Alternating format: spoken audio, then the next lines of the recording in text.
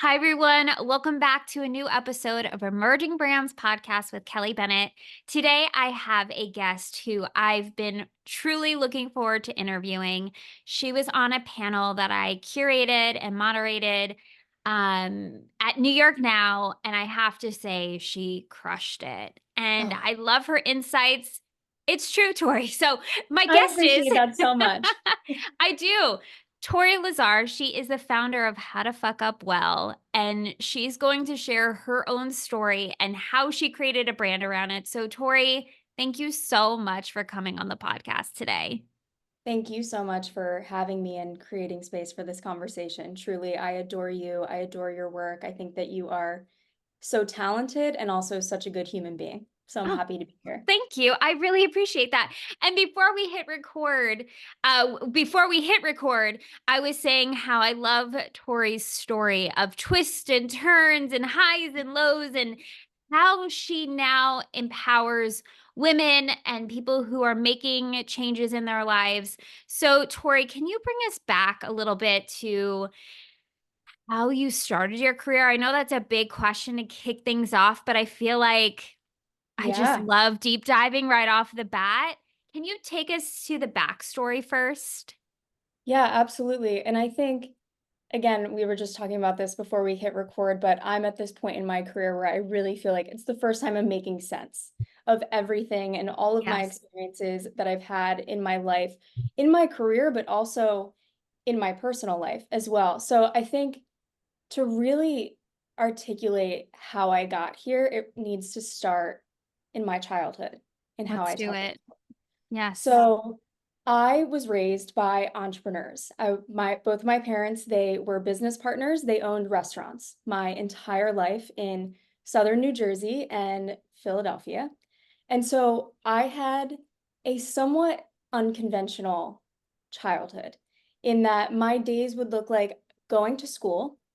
I'd be picked up by, let's say, one of my parents, but maybe also like my grandmother or a friend of the family. And then I'd be dropped off at the restaurant to be there almost the rest of the night until bedtime. And so I'd sit there, I'd find a spot at like the table or the bar also, and I would do my homework. And then when I was done my homework, I would have all of this free time to have conversations with my parents' employees and to observe how my parents ran that restaurant and that business.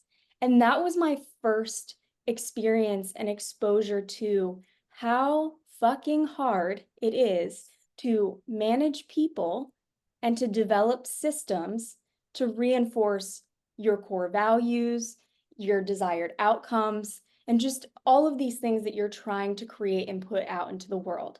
It's so much more than that initial idea, or I want to have a restaurant, or I want to have this specific product. It's like you have to solve problems for all of the various functions that put that out there. So that was kind of like my first experience. And also what I realized as a child, and again, this is like a through line in my career, is I loved those conversations with the adults and getting to hear their stories. In the restaurant industry, you are exposed to so many different kinds of characters and people who come Absolutely. from all different walks of life. And I was like a 7-year-old kid having these conversations. And really, like, that is what I do today.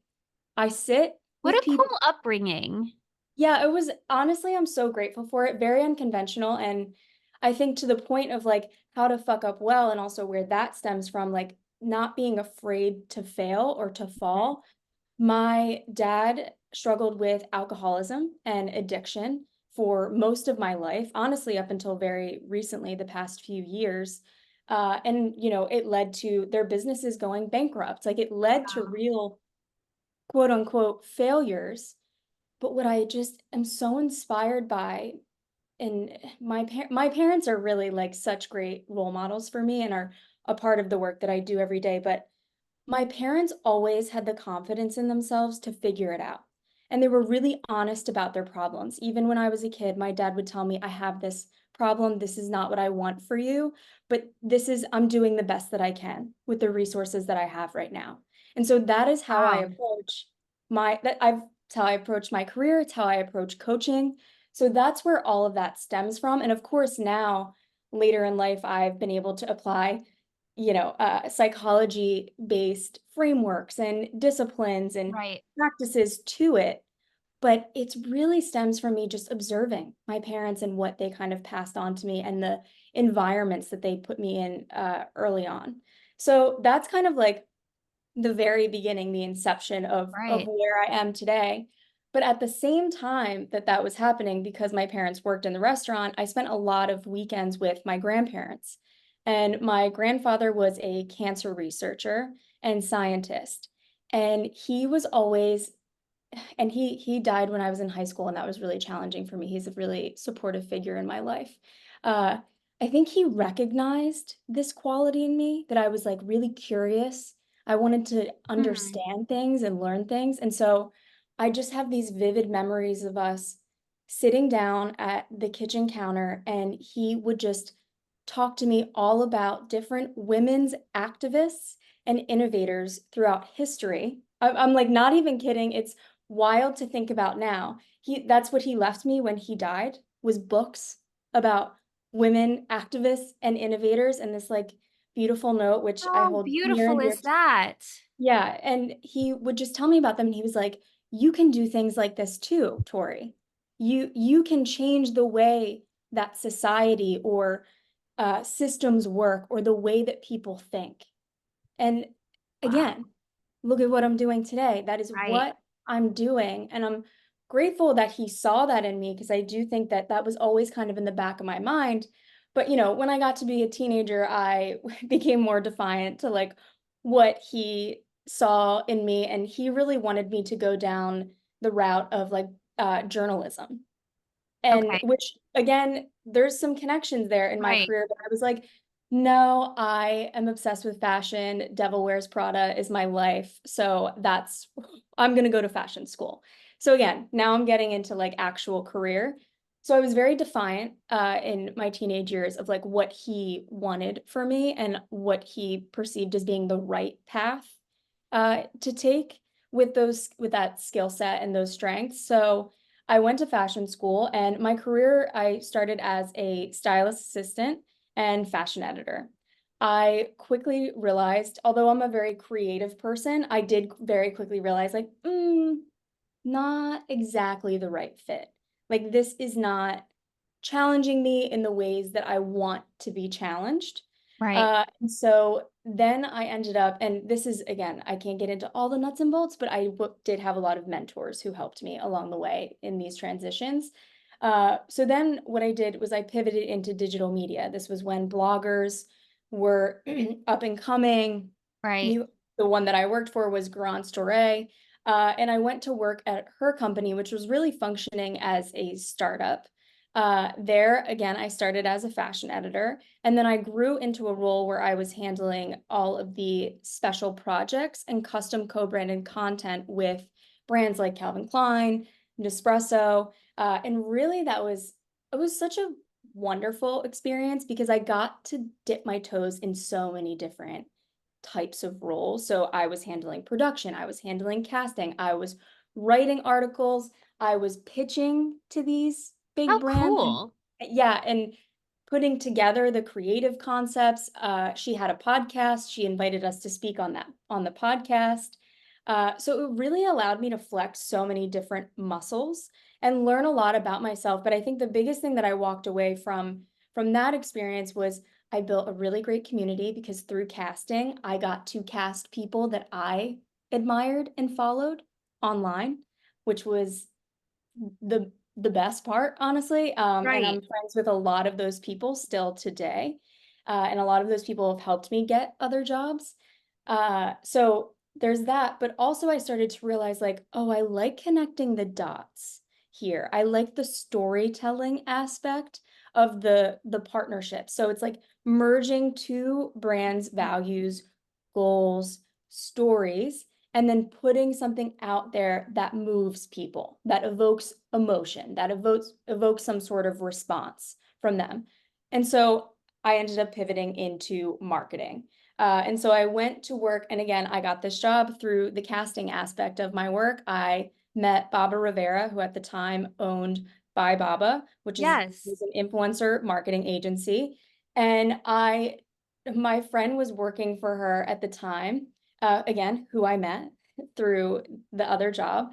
And I just texted my friend and I was like, hey, is there a spot for me on that team? I kid you not.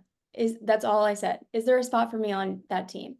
And she was like, I don't know. We're not like officially hiring, but I'll ask Baba. And Baba had remembered me and she took an interview with me. We had, I think, one or two phone conversations. I had an interview with another team member and I was hired. And really, it was the value of the Oh, fact that I cool. had all of those different skill sets to be able to like produce influencer events. Like I had those different disciplines to bring to the table. So I joined their team, and that was really like my crash course, fast and furious education in the marketing advertising agency world and what it takes to build an agency and then also actually provide results for your clients. And so in that, I was there about 8 months. So again, fast and furious. In those 8 months, though, I supported Baba on business development initiatives. So nationally and internationally. She's originally from Scandinavia, so that was a huge market for us. Got to travel a ton, which was awesome. And then also, not only selling on the clients, I was leading and managing about half of the client accounts. So, like I said, Wow. crash course, Right. really intense. And also, influencer marketing was new. There really wasn't a blueprint for it, which I like. I like it because it's like I can create what the blueprint is going to be. And so that job, again, learned a lot, but what I realized there was this huge opportunity to invite the customers into experiences. And I got really frustrated with the fact that we were focusing so much on just influencer Influencers. exclusive events and marketing, which is like so powerful. We know that. I'm not discrediting that in any way, but I was kind of always asking myself, well, what if we invited the customer to the events too? Or we tapped VIP customers for content creation. And so what I ended up doing was I was like, well, fuck this. I'm already doing a lot of the work, like running an agency, managing client accounts. I'll start my own.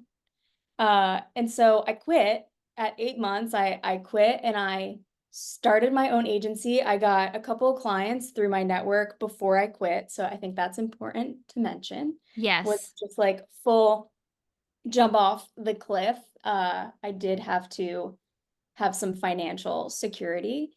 So I did that and started the agency. I started it with a co-founder.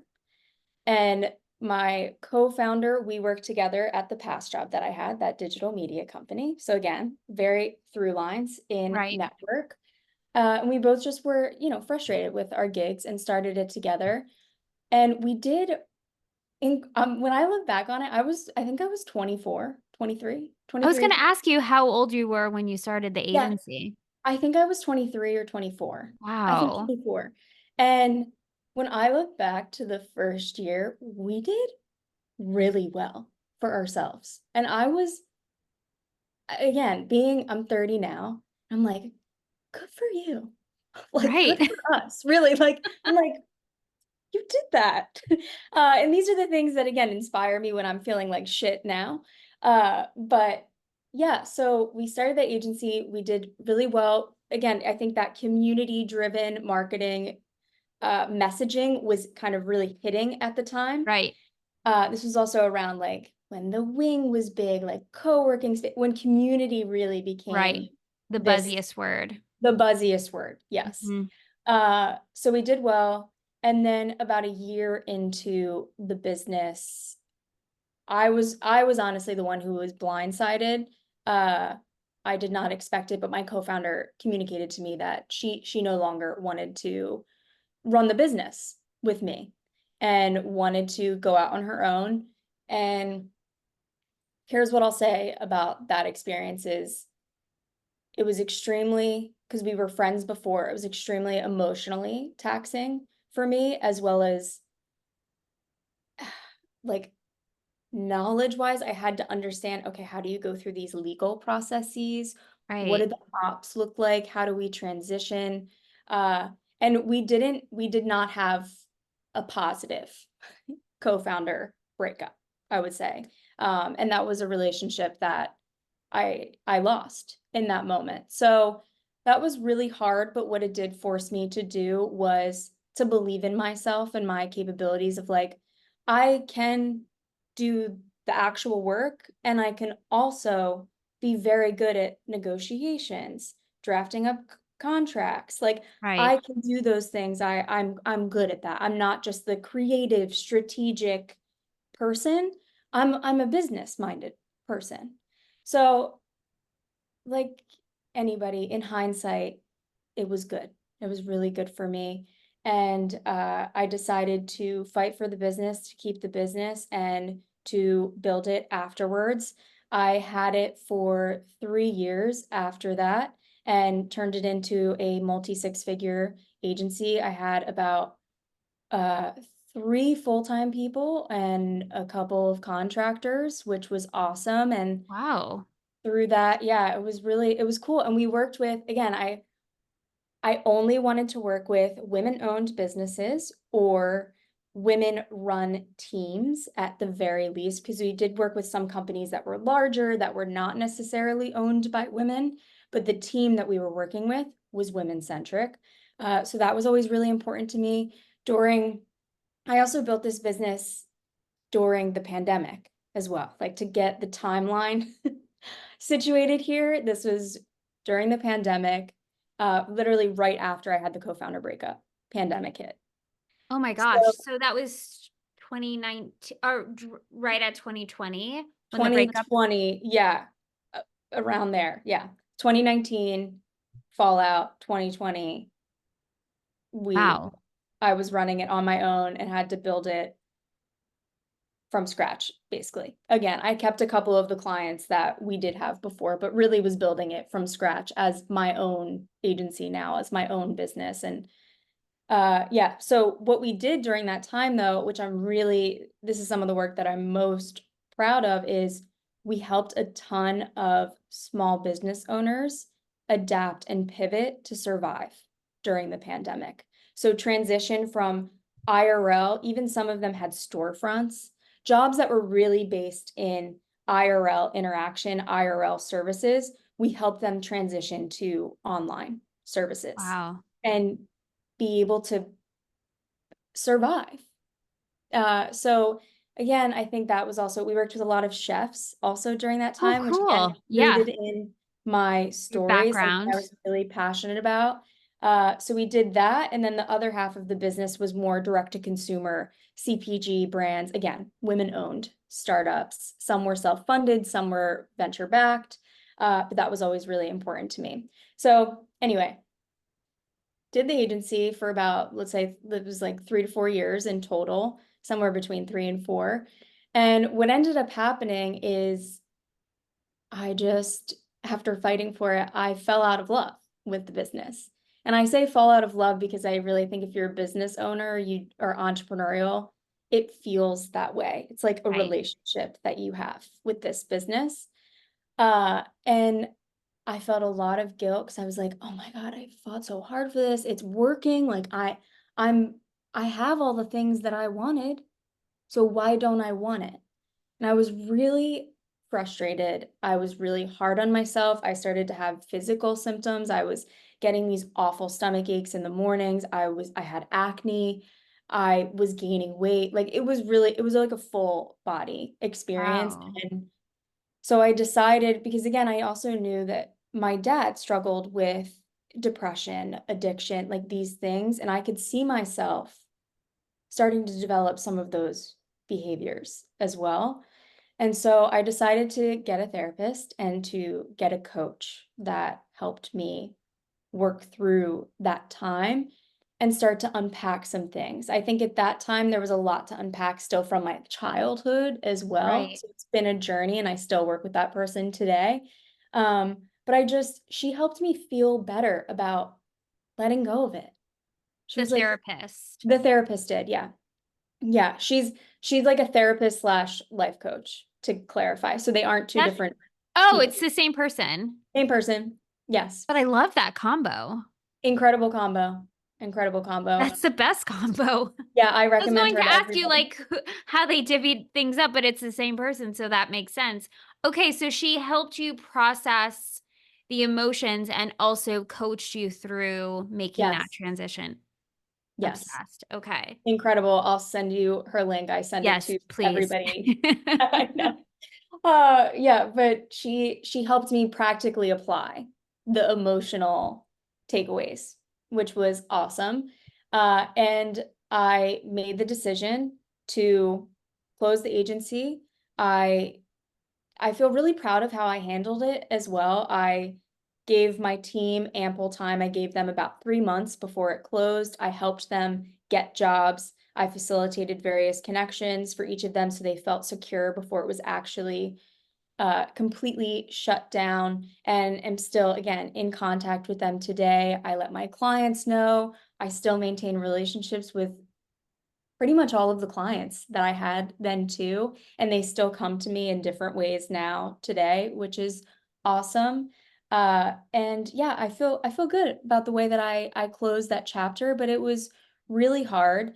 The one thing, and I'm getting to the end of the story, to the today shortly, I promise, but No, this is great. I'm soaking it all in. good, I'm glad. Thank you. Uh, but yeah, the one thing that I did not do was give myself space and time to really process what I wanted next professionally. Because I was starting to have these realizations like, oh, do I like marketing? Is marketing it? Like, is Right. this all there is for me? Uh, and also starting to realize like, wow, I'm really good. I'm a good leader. I'm really good at people management. I'm good at the systems and operations. Like, hmm, there's something. So at that time, I also started to consider going back to school for organizational psychology. That was like a Oh, I thought. could see that. Yep. So that was a thought at the time, but I kind of ignored that the second that one of my clients, which was a venture-backed tech company, who I had worked with through their pre-seed and seed rounds, and yeah, they had just raised their seed round, so they were expanding their team. And the second that I let them know that I was closing the agency, they offered me a more formal position on the team. And I ate that shit up. I was like, yep, here's my plan A. This is it. This is what I can tell people. And it was kind of like, Right. I see what you mean. you know what I mean? Like, this is the Yes. rationale. This is why I'm closing, because now this new, better, shinier opportunity has been presented to me. And I took it immediately. I did get a good salary, like I got equity, like there was lots of good perks around this job, and I liked the team. I really liked the team. I had worked with them already for about a year, so I was like, easy choice. But what ended up happening was during that time, I grew from just coming in as head of community and content to head of marketing, and then also serving as interim COO. So Wow. in a year, that's the growth trajectory that happened at that company. And side note, also becoming kind of this unofficial HR resource for employees, other employees or more junior employees on the team. Um, and so what happened in that role was I just perpetuated all of the things that were wrong with what I was doing at the agency. The discipline of marketing, I knew it when I closed the agency. That wasn't right for me. I didn't really want to be a CMO, but that was like the track that I was so convinced was my track. I'm going to be a CMO at these venture-backed startups, Right. and I'm going to work at some high growth company. It's going to turn into a unicorn. Like this was really the narrative that I had in my head. Um, And so just perpetuating a lot of the same issues, getting stuck on things that really weren't meant for me. And also, and this is what really inspired me to pivot into executive coaching. What I realized during that period of time is that even when, as a woman, even when you get a seat at this fictitious table, Mhm. it is so fucking hard to sustain and to thrive there. Because once you get there, you are constantly, day in, day out, minute by minute, questioned, undermined, and made to feel like the ideas that you have are not worthy. They're not prioritized. And then also being a woman that came from an unconventional career, I did not have the academic degrees that some of my other colleagues had. You're that's utilized against you to question you in certain moments when you're really just at the end of the day, and as a marketing someone in marketing, at the end of the day, our job is really just to listen to the customer. So Right. listen to the customer, what their needs are, what their problems are, and to deliver solutions, to deliver messaging and storytelling and content that makes them feel seen and feels heard and feels valued and like they have a place to go to get to the next step or to achieve whatever their desires or outcomes are. That is the role of someone in marketing. And I genuinely don't think you need an academic degree to be good at that. But I agree. yeah, like you Your don't story, I if anyone that's not watching the visuals of the podcast, I'm like nodding my head so much when Tori is you get talking it. because like I feel this deeply. I have a very parallel story of my own. So I'm like, yep, You're like, yep. yep, facts. Listen, but this is the experience. This is most of the women that I work with. They're like, "Yup, totally get it." Mhm. And it doesn't matter what industry they work in. There's some parallels in the story and how they got to where they are today and what they're experiencing now. So that was really a huge realization for me. It was like, wow, it's one thing to get there, but it's a whole other thing to stay there. And then shortly after I had started to realize like I strongly dislike my current circumstances and had been beaten down, like my confidence was the lowest it had ever been. And I'm a confident person. I've Right. always been that way since I was a kid, but this was the first time in my life really like my confidence was shot. And so I knew that I had to leave over the holidays. This was about 2 years ago, I guess now. I don't know, I'm so bad with the timelines, but I think about it 2 years ago or a year and a half ago. Um, so over the holidays, I knew that I had to leave. I started prepping my resume, my portfolio, all the things, sending the emails, putting the levers out. And but what ended up happening was when I came back, about 3 weeks after, they laid the entire marketing team off. I was really blindsided by that experience as well. And what was frustrating about this is I was like, oh, I thought I had that time, right, to keep this job and then at the same time figure out what my next thing was. Basically perpetuating the thing that I had always Right. done a lot of my jobs and especially when I closed my agency. So looking back again, hindsight, I'm so grateful that they laid me off. And if that makes anybody else who gets laid off feel better, I hope it does. But, and again, I have to say that coming from a privileged circumstance as well. So when I was laid off, I was given a really nice severance that lasted me 2 months. And so what I was able to do for the first time in my life, because I think for most of my life, I've just really been functioning out of survival mode. Again, even as a kid, my family going through bankruptcy, the addiction, things like that. I think Yeah, I you're just hustling. hustling so hard. So it forced me to take a hot beat. In that first month during my time off, I definitely had days where I spiraled and I would apply to tons of jobs. But most of the days, I would just do very mundane things. And I'm like, let me see who I am beyond work. What do I actually like to do with my days? How do I like to fill my day when I don't have work? And I started to go on walks. I was taking myself out to lunch. I was going to museums. I was seeing friends or catching up with friends that I hadn't caught up with in a while because I was so focused on Right. work. I was having conversations with my husband that we hadn't really had in a while. Same thing with my family. Uh, and I just really started to realize like I'm so much more than this job, than my career, really. And that was the big lesson that I wanted to take into whatever I did next. But also, like I said, I was having these conversations with people who had known me for many years, whether it was professional or it was my friends who had nothing to do with my career or my profession.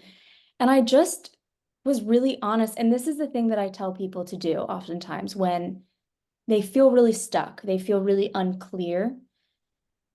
I had really vulnerable conversations. I am proud of myself for my bravery to just tell people I'm lost Mhm. and I don't know what to do.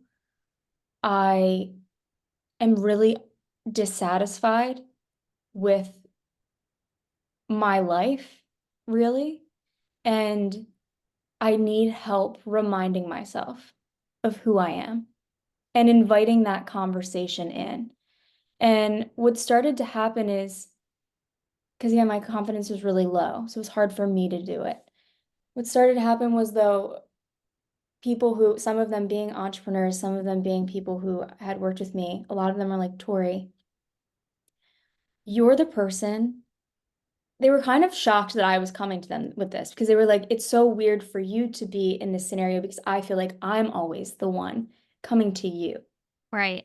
in these scenarios to help me solve my problems, and to help me talk through my raw like thoughts or ideas or problem solve, strategize, all of those things that I really have always loved doing and to conversate. And one of my very good friends, who again is an entrepreneur, owns a CPG brand that's very successful. She was like, have you ever thought about executive coaching? And I Ooh. was like, no, but I was looking into organizational psychology. So clearly there's a correlation in that interest in that idea and Right. that profession. And she was like, I know an executive coach that reminds me a lot of you in terms of her personality, her nature, the way that she coaches. I'll connect you to her and maybe you can set up an informational interview. And so that's really how the idea for executive coaching started. So I met with that woman. I came prepared with my questions, down to nuts and bolts, like how do you run the business? Like Right. what's Right. Right. necessary? Um, and then I was like, okay, like this does feel good. And then I started to ask other friends of mine who were entrepreneurs or who were executives. I was like, have you heard of any executive coach or work with an executive coach that you really had a good experience with or admire? And that brought new connections. And that's how I got two mentors, one who's been an executive coach for Silicon Valley executives for like 40 years or so. Wow. And the other works with more so venture-backed, high-growth startup entrepreneurs and executives and has been doing it probably more so in the like 15-year to 20-year range. And so it's great because it's like one's one step above me, and then it's like it's a Right. nice kind of experience or perspective to get because one's like probably retiring soon, and one is at that place where they've really scaled the business. And so that's how I got there. But the one thing that once I kind of came to the conclusion, okay, this is something I want to try. And that's how I approached it. And that's really important, I think, too. And I think is good advice for anyone who owns a business or just anybody, really, is don't get so caught up in what you're doing having to be this specific thing, the specific kind of business, the specific kind of career. I went into this chapter of my career being like, I'm just going to try some things Right. and we'll see where it takes me. And as long as each day I feel good and inspired and proud of the work, then I think I'm doing something right. So it's really how I live my life now. It's less so like I want this to be this huge coaching practice where I train other people in my discipline, like go the Jay Shetty route. Right. Like Right. that's not really, I'm not there yet. That's not something that I'm like, this is what I am building. I'm just trying things. Um, and so with the executive coaching, what I wanted to be really specific about is how I differentiate myself. And okay, well, great. Like there's so many executive coaches out there. I saw there was a lack in a more feminine leaning executive coach, one that really focused on bringing out the best of women's nature and our natural talents and skill sets so that we can differentiate from other kinds of styles of leadership and tactics and ways of building business. I think that's how we achieve equality is we all exist with our different talents and we can see each other and support each other and acknowledge that the two can coexist. Right. So that was a huge thing for me. And then, how to fuck up well. I went back to my story, everything that I've just shared with you. And there's a lot of things that I think so many people would perceive as failure. And what I see is each fall taught me so much about myself. It inspired me to feel things, to really reflect on things, to really understand myself better. And with that, because I didn't get so caught up in a specific thing, I was able to turn it into these different opportunities or new ideas for business and things like that. So I knew that that could be a part of my story. And I genuinely started this business by sending an email, not even like a newsletter. I didn't have a newsletter, I didn't have subscribers, nothing. I sent it out to my network over email and I was like, hey, I'm doing this thing. I'm starting to take on executive coaching clients, gave them a general gist of how I got to this conclusion. And that's how I got my first two clients. And ever since then, it's been like, okay, that's working. Me doing a lot of self-education. I am really so specific about like citing my sources and making Yes. sure that I do that due diligence. I think that is so important in executive coaching, even if I don't have the academic degree, but I do that self-education every single day. Um, and so yeah, that's how I started, and it's really just been a word of mouth situation and me doing a lot of cold outreach. Girlboss course that I have, the career Yes. course. I want to know, how did that happen? Yeah, so that happened by me just cold outreach. My colleague Dune, who has the podcast Female Startup Club, Yep. she knew the then CEO of Girlboss, and she knew that I was looking for different opportunities. So she connected me to her. I got connected with the team, did a couple of, I would say, like informational interviews. And on one of them, I was like, I really appreciate how you've been covering failure and through the lens of like building resilience and creating opportunities. And I was like, I have this idea for an advice column that I'd love to talk to you about. And really it was that I just had conversations. I shared what I was reading, in the media, what I was learning through being an executive coach for the first time. And that just inspired kind of these various conversations. So I started with the advice column. They came to me because, again, I had the background in marketing. I worked in the creator economy as well. So they came to me when they were starting to think of new verticals for the business. Mm. I was like, have you ever thought about developing a course or digital products to sell? And so that is what inspired this trajectory. They originally came to me and weren't thinking of me as the course creator. And when they did that, I responded to them and I was like, well, I could absolutely recommend great people, but I think I'm the right person for the job. There's like actually an email where I say that, and I had to really pitch myself. I had to do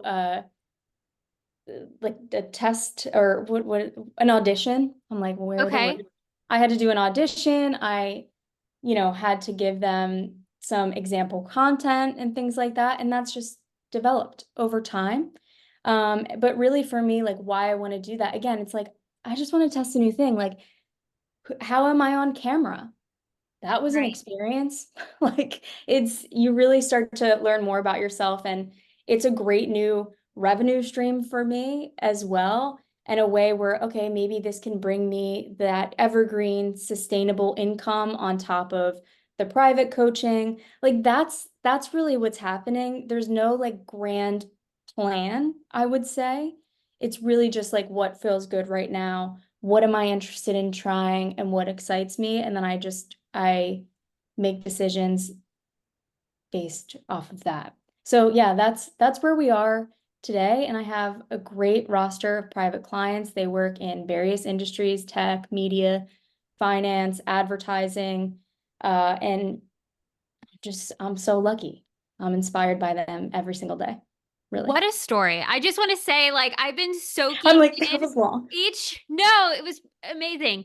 I look forward to when you have a book because I feel like that will be a really juicy read. Thank you And so much. also, like, having exercises of, like, here's a prompt of when you fucked up, but what can you learn from it? Like, I could totally see myself going The through it. the fusing of it. Yeah. It's funny, you're like the third person who has mentioned a book to me recently. And I'm like, Oh, do I for need to sure. do I need to receive this? Okay. Yeah, yeah, yeah, yeah. And it like the prompts, Yeah, of what was totally. that fuck up for you? And Yeah. I could Yeah. totally see the whole vision. Honestly, when you were talking, I'm like, oh, this is an interesting chapter. Like I totally was listening Wow. to your story as a book. So Wow. just putting that Okay. out there. Okay, we're putting that Um, out there. We're speaking it into existence. Speaking it into, yes, we are manifesting. Yeah, totally. I love how you received that email and then also said, yeah, I can, but I'm the best one for I'm the this. best. Yeah. I'm obsessed with that. Also, it sounds like you've done a really excellent job. And I think this is a really important part for people who are listening of leveraging and really pouring into the networks and connections you already have and keep building from there Yeah. and letting people know what Yes. you're working on and what you want to find out or who you want to connect with and just asking people it could be Ask. really scary, but I'm obsessed with that part of your story because for myself too, I have done it in times where I totally was burning everything down, starting my life again. And I would just tell one person, like, hey, do you know of an apartment that I can move to? Yeah. And I've had that where within the week, I had the keys to a new apartment. You know what I mean? Like, You don't get what you stuff don't ask for. exactly. And that's something that I'm really big Yeah. on when I'm working with a founder, especially founders in the early days. I'm like, what do you want to find out? Like, what is the Yes. question? Because it's Yes. going to be so much easier to find the answer if we could distill Totally. down what in the general vicinity are you looking for? Because Hmm. then we can connect the dots. And it Then we sounds can like connect the you dots. have a really good intuition of knowing what to ask so you could Yeah. start receiving more of what you want. And that comes with practice. It does. I've been practicing since I was a kid, right? But that's not true Right. for everyone, and that's okay. but you have to put yourself out there. You have to get comfortable asking questions. And the first time you do it, it's going to be weird. You're probably going to ask some really generic questions, and like that's okay.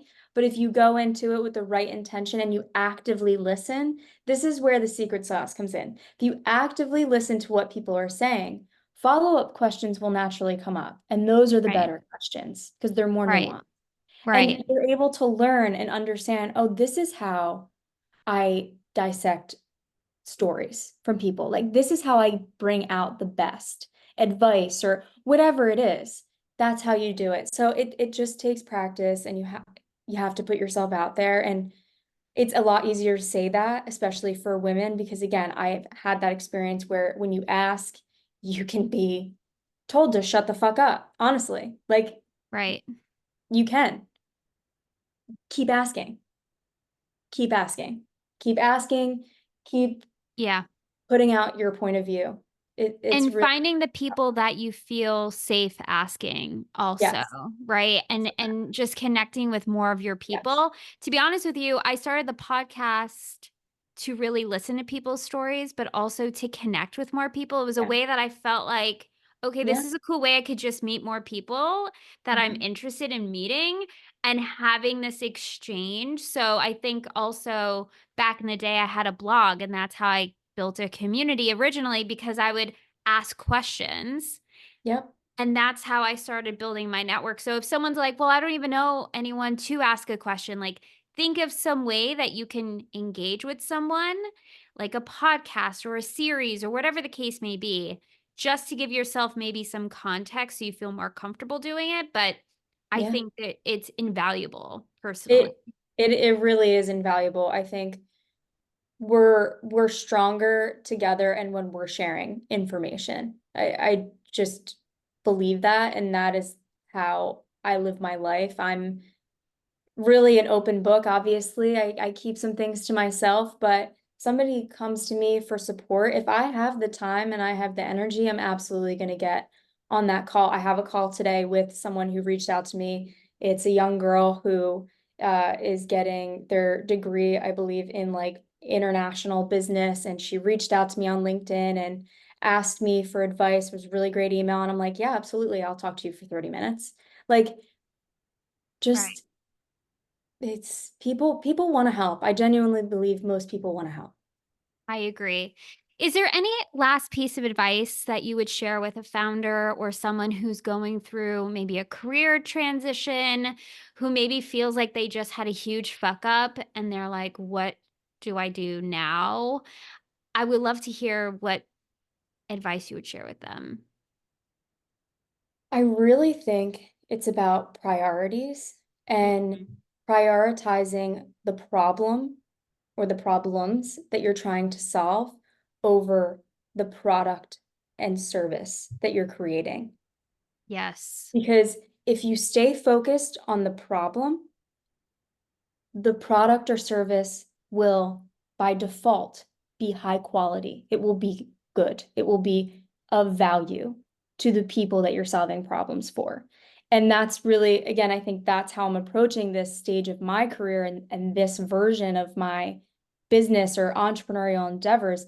I'm just focused on the problem. And with that, it opens up so many opportunities. I can solve this problem by helping women achieve, like thrive and sustain their roles in various companies and in industries and to really become thought leaders. Like I can do that through a course. I could Right. maybe someday have a book. I could have a production company where maybe I invest money in different docu-series or different storytelling. Like there's so many different ways. And right now, executive coaching is one of those disciplines and those muscles that I flex, but I could flex so many other muscles.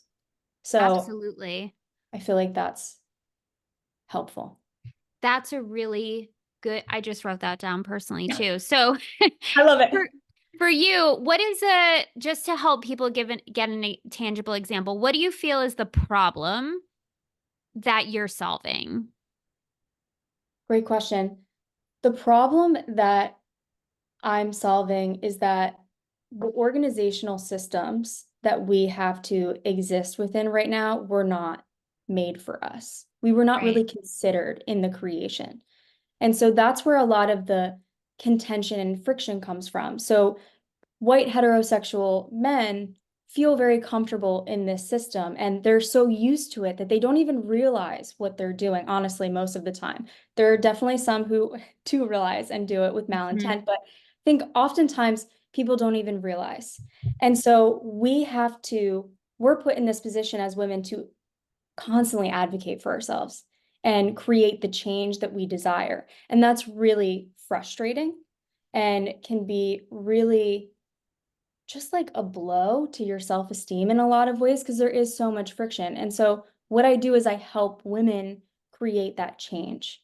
I help them navigate hard conversations with the people who maybe oppress them or who make them feel less than, and find a way to bridge connection so that there can be change. Because without connection, there's no change.